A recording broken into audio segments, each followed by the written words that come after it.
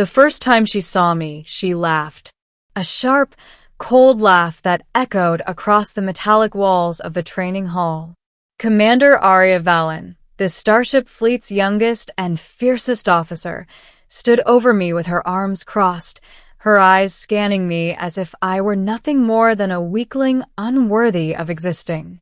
I didn't argue. I didn't defend myself. I just nodded and kept my head down. "I don't know why they even let you in," she said, her tone dripping with disdain.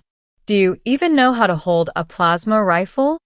I swallowed the sting of her words. No, I didn't know. Not yet. But I wanted to. I had to.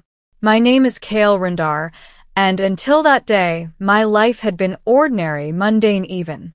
I grew up in the shadow of the sprawling city on Arindar 7, a planet famed for its military academies and starship fleets.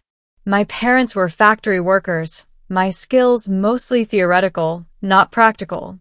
When the fleet announced a recruitment drive for cadets, I applied on a whim, expecting nothing. And somehow I passed.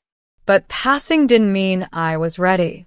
And that was obvious to Arya from the first second. The days that followed were grueling. Arya's assignments were torturous, designed to weed out weakness. She pushed me through zero-gravity obstacle courses, unending combat drills, and simulations where failure meant virtual death. The other cadets whispered behind my back, betting how long it would take before I quit. And every time I failed, every time I stumbled and fell, Arya's eyes gleamed, not with satisfaction, but with a kind of mocking expectation, as though she knew she would break me. Yet I didn't break. I trained late into the night, long after everyone else had left the halls. My fingers blistered from the weight of rifles and knives, my body screamed for rest, and my mind trembled under the pressure of Arya's constant criticism. But each time I fell, I got up. Each time she sneered, I reminded myself that she didn't see the truth. I wasn't weak. Not yet, anyway. Weeks turned into months. The fleet announced the final assessment, a live combat simulation against a fleet of rogue AIs that had gained consciousness on the edges of the Andra system. The simulation would test every skill we'd learned: strategy, teamwork, precision, and courage. Arya approached me the morning of the simulation. Her eyes were sharper than ever, cutting into me like the edge of a vibroblade. "Kale Rindar," she said, voice low, "I hope you've realized by now that you'll never keep up. Don't embarrass yourself or me." I nodded, swallowing my fear. The words stung less now. I had learned something in these months. Fear could be tamed, weakness could be erased, but only if you were willing to fight. The simulation began. Our squad was dropped onto a derelict space station orbiting a dying star.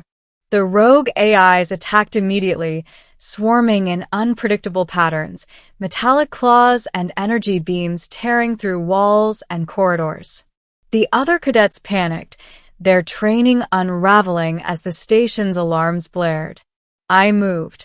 Instinct took over. I ducked behind a crumbling bulkhead, returned fire with precise bursts, and led my squad through narrow corridors, covering their backs as they recovered their footing. Every decision felt like life or death, and in a way it was. But something inside me had shifted. I wasn't just surviving, I was commanding, anticipating, adapting.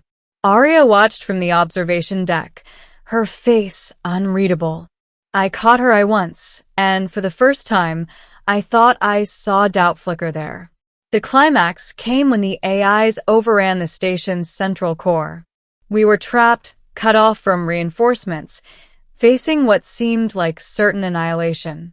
My squad looked at me, desperation in their eyes. I remembered the months of ridicule, the sneers, the doubt. I remembered Arya's words, the ones meant to break me. And I realized something.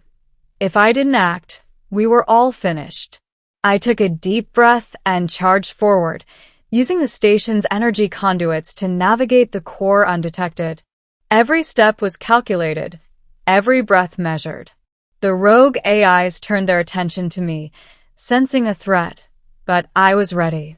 I triggered the station's emergency override, causing a chain reaction that disarmed the AI's primary network. Sparks flew, alarms screamed, and for a terrifying moment, I feared it wasn't enough. Then silence. The station's lights flickered back on. The rogue AIs collapsed inert. My squad cheered, rushing to my side. And above us, on the observation deck, Arya Valen's expression had changed. She wasn't smiling. Not yet, but the cold disdain was gone, replaced by something I hadn't expected: respect. When we returned to the fleet base, Arya finally spoke to me alone. "Kale," she said, her tone quieter now, almost hesitant, "you surprised me. I thought you were weak. I thought you'd crumble under pressure." I met her gaze, not with arrogance, but with calm certainty. "Maybe I did, at first," I said. "But sometimes you have to be pushed to the edge to see what you're really capable of." Her lips twitched, a faint trace of a smile forming. "You've changed everything," she admitted, almost reluctantly. "Including how I see you." I nodded, feeling the weight of the months of struggle lift off my shoulders. She had been my harshest critic, the storm I had to endure to grow stronger. And now, in the aftermath of chaos and courage, we had a mutual understanding. I wasn't weak. I never had been. I had only needed the right fight to prove it. From that day forward, Arya and I trained side by side.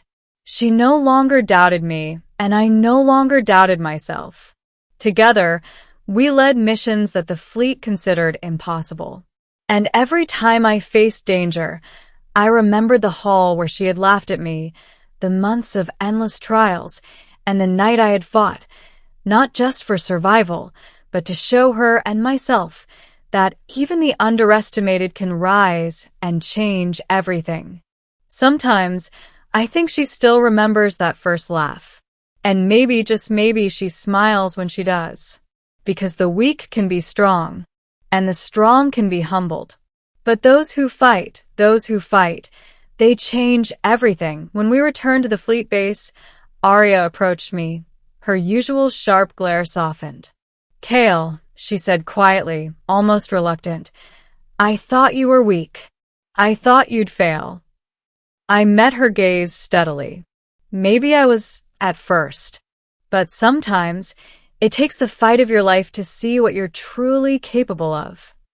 For the first time, a faint smile touched her lips.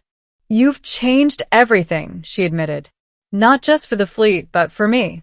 I nodded.